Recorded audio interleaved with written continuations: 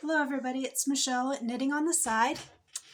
I wanted to come in and give you an update on what I've been doing. Today is Tuesday, I think it's April the 7th, and the last time I talked to you guys was Friday.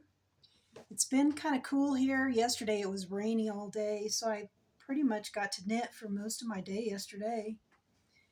I've had plenty of cool days to work on my blanket. Let me see if I can find my stitch marker here. Last time I showed you my blanket, I was down there where the blue stitch marker is, down here. So I've added, what is that, about a foot to it? A little over a foot. I'm on the last ball of yarn before I start the decreases. I've measured out and set aside enough yarn to do all the decreases, so when I get done with this ball, I start decreasing. And I made it through probably a full ball yesterday, so I might be able to get that done today and start the decreases. It'll be close, but I might have time. Yesterday I also got a longer knitting needle to put my stitches on for my Peacock shirt. And so I worked on it quite a bit yesterday too. I tried it on when I was knitting from one needle to the other and I had extra space on there. I tried it on, and on the back here I put a stitch marker. From right here I needed to do 10.5 more inches to bind off. And the bind off, the ribbing's supposed to be about 1.5 inches of ribbing at the end.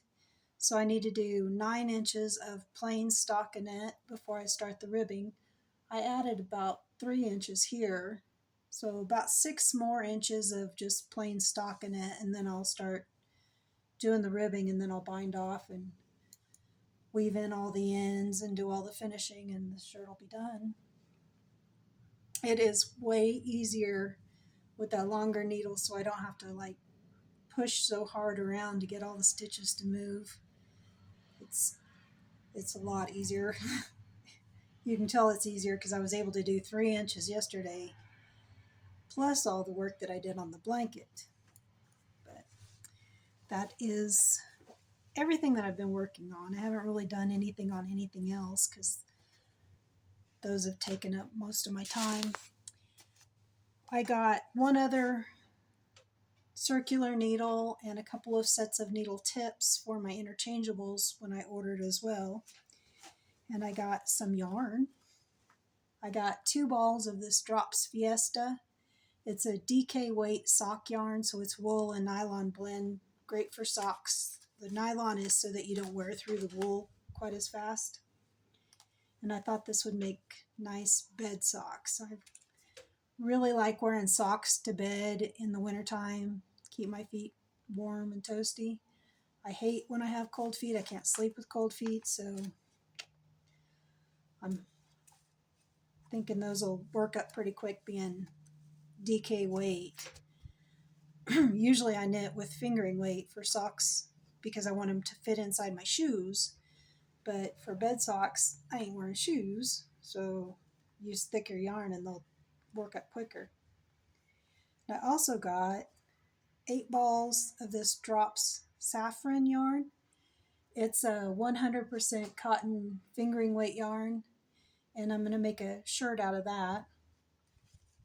And I also got 8 balls of it in another color for another shirt.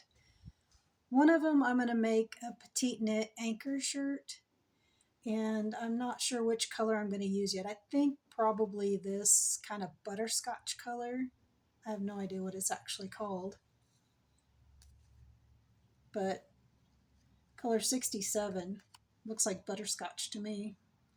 And this one's number 51. It's kind of a dark aqua blue color. So these are both going to be shirts. I've got 8 balls of each of them. That should be plenty for a t-shirt style or a tank top or something. And that is all the yarn I got. I've got so much yarn already. I really didn't need to buy any more, but it was a really good price. These saffron yarns were only um, 90 cents European, not euros, but like pounds sterling. I really don't know how the UK money works, but they were cheap. It was just a little over $1 a ball US. So definitely worth it. And I've moved everything around in my container. It is a horrid mess in here right now. I think what I'm going to do in order to like work through part of my stash, when I have works in progress, I'm going to try and keep it to one project with new yarn, one project with vintage or old stash yarn, one project with scraps, and then maybe one like a sock project or something small that I can carry with me. And maybe that would help me work through some of this stash. And I have a lot of UFOs too. When we were moving, it took us a really long time to move, and I would start a project and get to a point that I was at a stopping point on it, and so I would just pack it up and move it with the load that we moved. So I've got a lot of partially finished projects that I just need to do, either fix an error and then finish it, or sew things together, sew a zipper on, sew buttons on, sew snaps on. A lot of it is really simple finishing stuff. I've got a hue shift blanket from, it's a knit picks pattern. I bought a kit one time. I've knitted all of the squares.